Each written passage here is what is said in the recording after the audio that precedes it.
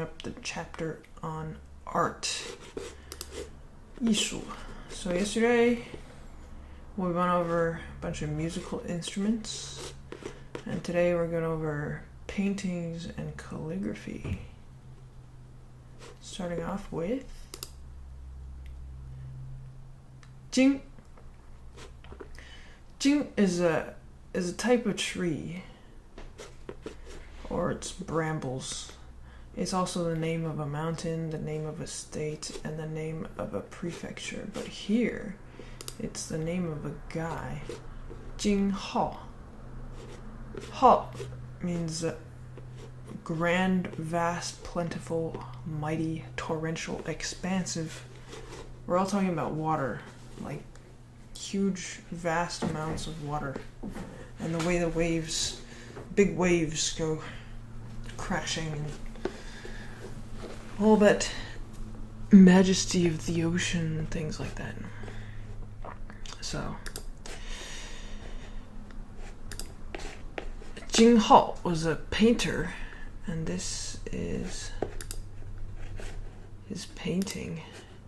His painting, which is called Kuang Lu Tu. So Kuang means to correct or rectify. That's the meaning that we still use it for now. There are other ones that we don't use anymore. Lu is a hut, cottage, hostel, or lodge.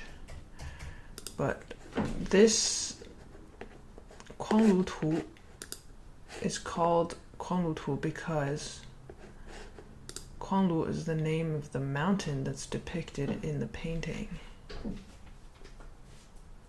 So this is Jing Hao's famous painting.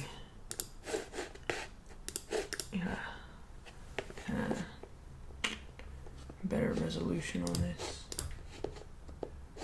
About as good as it gets. So this is part of a genre of Chinese painting called shanshui. It is a landscape genre, but it's specifically mountains and bodies of water. Shanshui.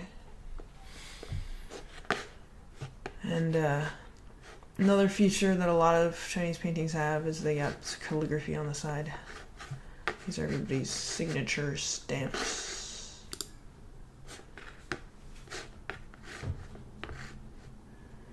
So this guy, Jing Hao, lived in the 5 Dynasties period.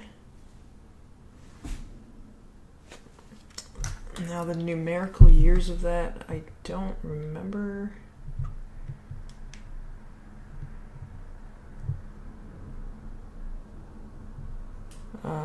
Between the fall of the Tang Dynasty and the founding of the Song Dynasty, so it's 907 to 960.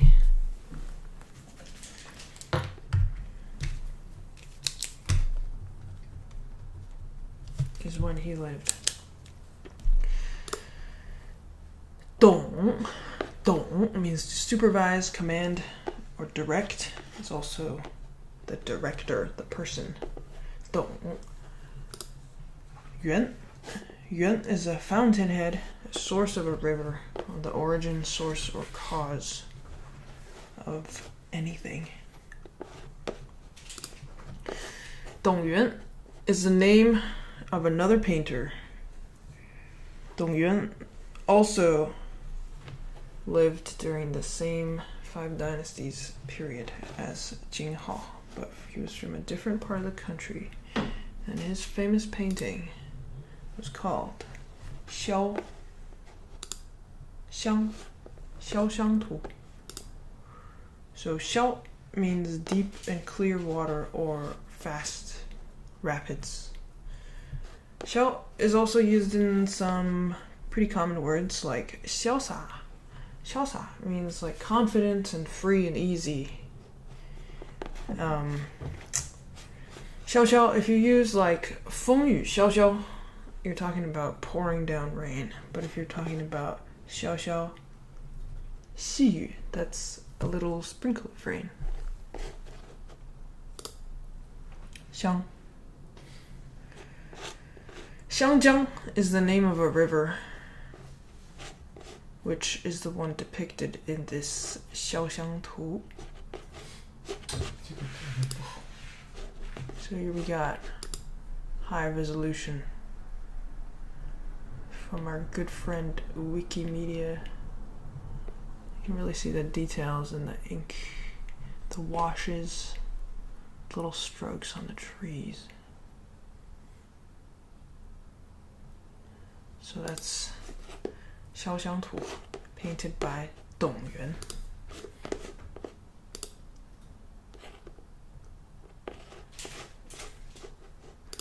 Xiang is also the short name for Hunan province.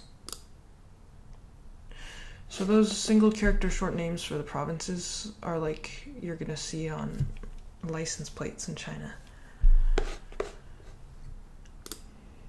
Mi is rice. It be a shelled or husked seed similar to rice. It can also refer to a bit or a meter, the unit of length. Fu refers to luxuriant vegetation. And Mifu is the name of another artist. Mifu lived a little later than the previous two guys, from about 1051 to 1107, the years. And he is a calligrapher and a landscape painter. So in landscape painting, he was pretty influential in the 写意 style, sort of more loose and impressionistic style. So you can see some of his calligraphy, some of his paintings. Like this is our nice high resolution one. Let's see how broad the brush strokes are. It's not going after realism. It's just going after the feeling, the meaning of it without the exact form. So that's in opposition to the other style in Chinese painting traditionally, which is called gongbi, which is this like really detailed and precise and cleanly rendered painting style.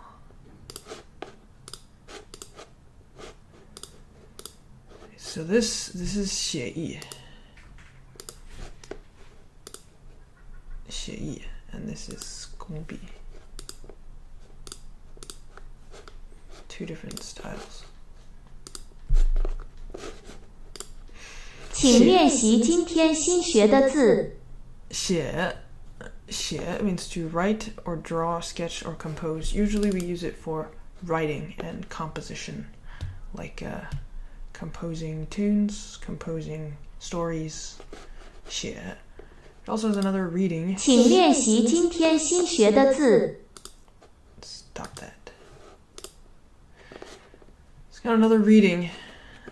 This is only used regional dialects, but like 写意 here, some places they use that to mean comfortable or easy or handsome. But generally, 写 this they pronounce that 写意. But that's, yeah, in regional dialects, so it probably doesn't even sound like that exactly. 写 we use it in like 写真. 写真 is drawing a portrait. 写作 writing or composing. 写信 if you write a letter. 写诗 writing poetry. 速写 sketching. 意 is a meaning or idea, desire, intention, will, wish, spirit, heart, affection, expression, manner. It can also mean to miss someone or something, anticipate or expect. So it's all these kind of activities of the mind. 写意. That's what I meant when it's giving just an impression, right? You're drawing the meaning, you're painting the meaning of the thing, not its actual form. 悲 means sadness, sorrow, or grief, solemn, compassionate, pity, or lament. So for tragedies are called 悲剧. 悲伤 would be like, where 伤 is the wounded, 悲伤 is like so full of sorrow and grief that it's like a wound. 红 is kind of a literary word, not used in regular conversation. It can refer to a swan or a goose, or a type of goose that's called a swan goose or a bean goose. It can also mean great, large, powerful, energetic, or refer to letters, written correspondence. But here, 悲红 is another person's name. He's actually, his family name is Xu. It's Xu Beihong. And Xu Beihong was famous for painting Jun. Jun means a spirited horse, a fine steed. Jun. Ang means to hold your head high, hoist, rise, raise something up, lofty and proud, soaring, being in high spirits, or something that is expensive, the high price. So, there's one of his beautiful horses. You'll see here, that's the man himself. You see, he just specialized in painting horses. He did paint other animals as well, but he's most famous for the horses. So he has a tiger. He got a lion. Pretty cool lions too. It's not loading high resolution, but a cat.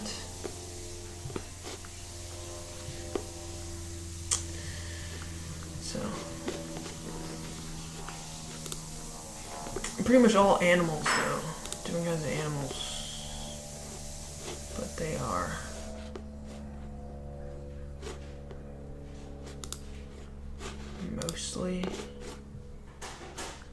mostly horses.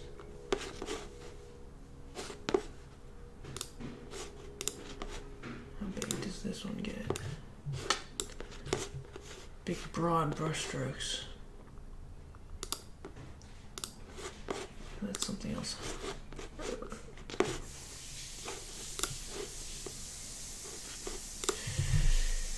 B, you'll see this has the 竹子头, the bamboo, because the barrels were traditionally made of bamboo. And this is 毛, which means the hair, because the tips are made out of hair. So B is a pen or a brush. These being 毛笔, the brushes used for calligraphy and painting. And this, a pencil is called a 铅笔, and fountain pen is called 钢笔. And this is a fine liner, not exactly sure what that would be called. But like a ballpoint pen would be called a 圆珠笔, and so on and so forth. So B, it refers to pens and brushes. It could also be words, writing, prose, stroke, touch. Like a stroke, each stroke of the brush when writing a word is a 笔画. Techniques of writing calligraphy, techniques of drawing. 墨refers to ink, specifically these ink sticks that are used to rub out the ink traditionally for Chinese painting or calligraphy. 墨 is also used for blackness. So like 墨黑 is some kind of object that is black, super black, like ink, so you can't even see any of the details hardly. 纸 is paper. zhi is also used as a measure word for counting pages of letters or other documents, but the basic meaning of it is paper. Yin. Yin is the other part. It goes together with the mo. It's the ink stone. So if you watch this video, you can see you put water on the ink stone, and then you take that ink stick and you rub it gently across the surface, around and around, and then the ink from the stick dissolves into the water that you put on the stone. And then once you have your ink, you can start painting with it.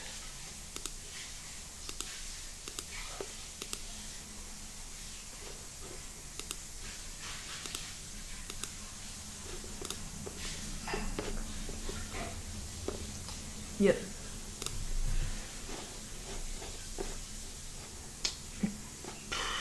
Oh yeah, you'll notice that this on the left is sh is a rock, and this on the right is jian for the sound. Bian. Bian is what we call these horizontal inscribed boards, these banners that we put at the tops of entryways. Could be a silk banner embroidered with words of praise, or a horizontal inscribed board, like a signboard for any sort of building with a purpose, really. Or if you want to bless the space, if you want to label it, any kind of purposes like that. Could also be a big round shallow basket, but in this context, we're referring to these. Generally they go over doorways. Mate. Mate. This wood here. And mate. It's a lintel over the door, or a crossbeam. So you'll see like here over the window and here over the door. These are meigang. Ying. Ying refers to the principal columns of a hall, and this got glitched out. It should be smaller. Ying is also, there's a flower called Lanhua Ying, which is the blue jacaranda. I think that's how it's pronounced. But in this context of this chapter on art, we're talking about these columns because these columns are often also inscribed with calligraphy, like these. And this is where you might put the bian. Could have all three covered in words. This is a decorative feature that's very common in Chinese architecture. They love covering everything, all their buildings, with calligraphy. Bang. Bang is specifically for notices and announcements, which originally this would be also inscribed in a wooden board, but it could also be paper. It's often used for lists of successful candidates or examinees, like when people like here's all the people who passed the test, and you put their names on there and you stick it up as a notice, like this. So bangyang is a very common word. Bangyang means an example or a role model.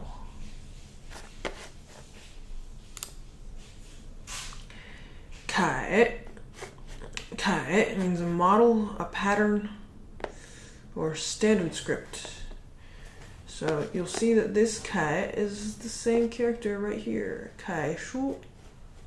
Or this is shu from shufa. Shufa is calligraphy.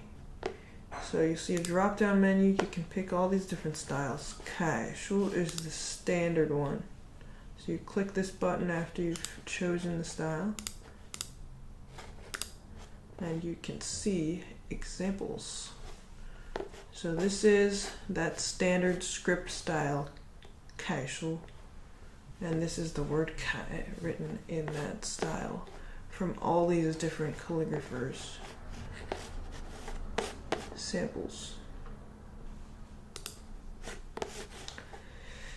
Okay, this character is another reading, which is 接树 or 接木. It's this tree, which is also better known as 黄连木. Beautiful autumn foliage. The berries are also very nice. Eruption. Next one is Li. So you match the character, you'll see that this one is also in the list. Li was the official script used in the Han Dynasty. Li also means attached to or subordinate to, but most of the time we are using it for Li Shu. And this is Li Shu is what you would say for being subordinate to. Li Zu. This is a type of I guess a servant. When it says runner, this is like a person who carries out errands for the royal court or the government offices back in the imperial days. But Li Shu, you can see the samples is this kind of style.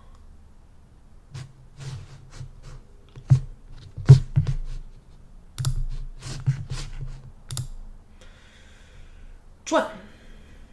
Zhuan is a seal character, a seal of office, an official position, also to carve or to engrave on one's mind. It's kind of a more figurative meaning.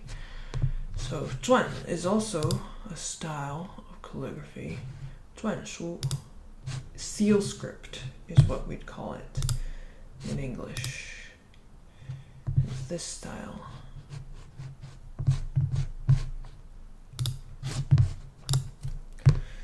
Ke. This on the right, this represents the blade. And this is kind of phonetic.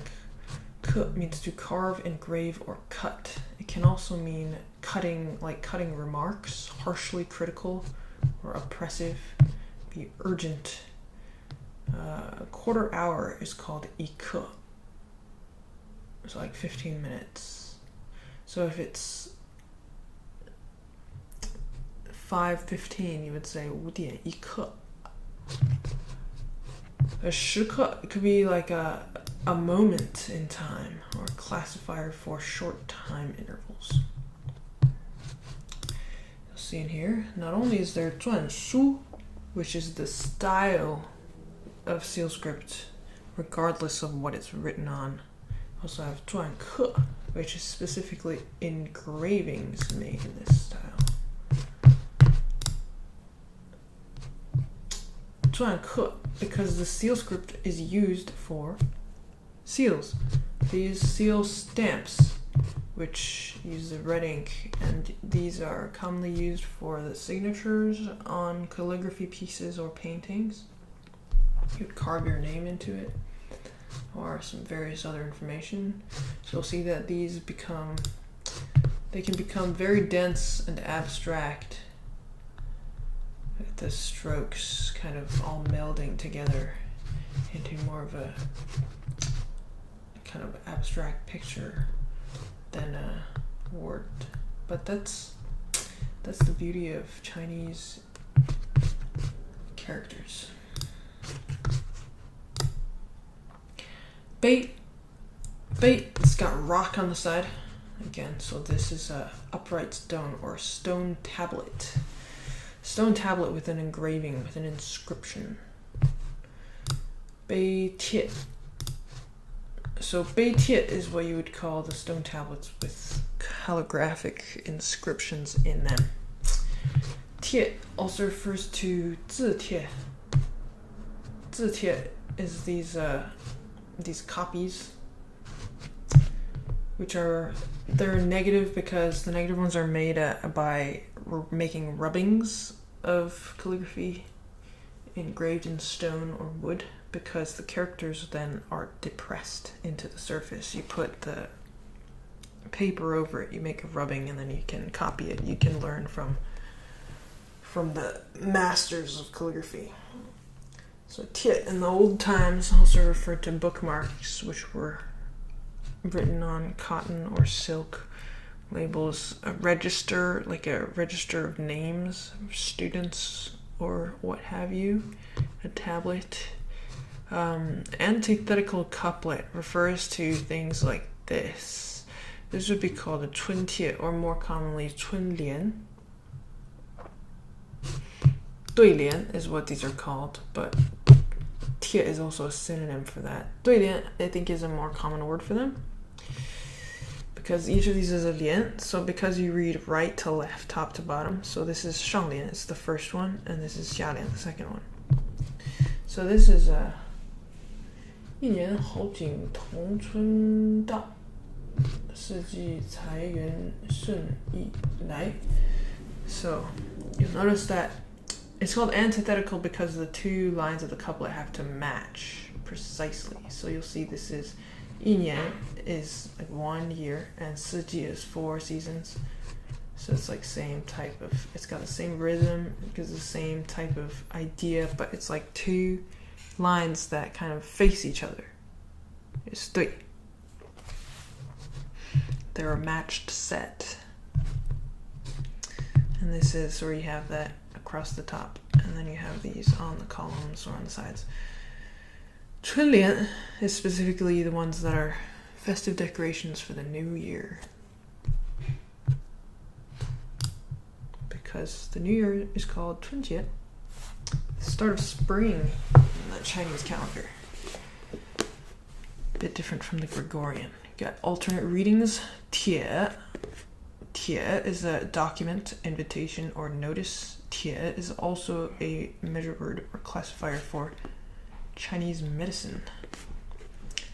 And then 帖, which means obedient, stable, quiet, reliable, glue, stick on, or snuggle close. If you stick together someone, it's kind of the same. You adhere. Adhering a surface to another surface, or a person to another person, is kind of a similar idea. Being loyal. All kind of vaguely related on some level. 帖. So you would use like 体贴 for somebody who's stable and reliable and devoted. 贴心, you would use someone who's really attentive and considerate, maybe. So 碑帖. 草 is another calligraphy style. You'll see matched character to the drop down. 草 means grass. This is, see, you got the grass radical, and this is 早 for morning. It's phonetic. 草, grass, hay, a wasteland. It also refers to a draft, like a rough draft of a drawing or a plan or a story or something. Rough, coarse, or hasty. A draft you'd call 草稿. And script type of calligraphy. Let's take a look. 草书 is the kind of cursive writing. Really loose, really fluid. All the strokes start to blend together. And lastly, 狂. 狂 means like a mad dog. Wild, violent, frenzied, ferocious. So, 狂 is here because 狂草. 狂草 is a subset of 草书. So if you think that 草书 wasn't messy enough, there's an even wilder version called 狂草. So you'll see, it's like, at this point it's so crazy that like I can't read this stuff. I can't tell what the characters are supposed to be. You really got to be familiar with the stroke orders of the words. And then sometimes if you kind of follow it, and they sort of reverse engineer the abstraction. You can figure out what it's supposed to say, but they get pretty crazy. Just like the squiggliness of it all. You can tell what this is, just straight wiggles. That's Quantal.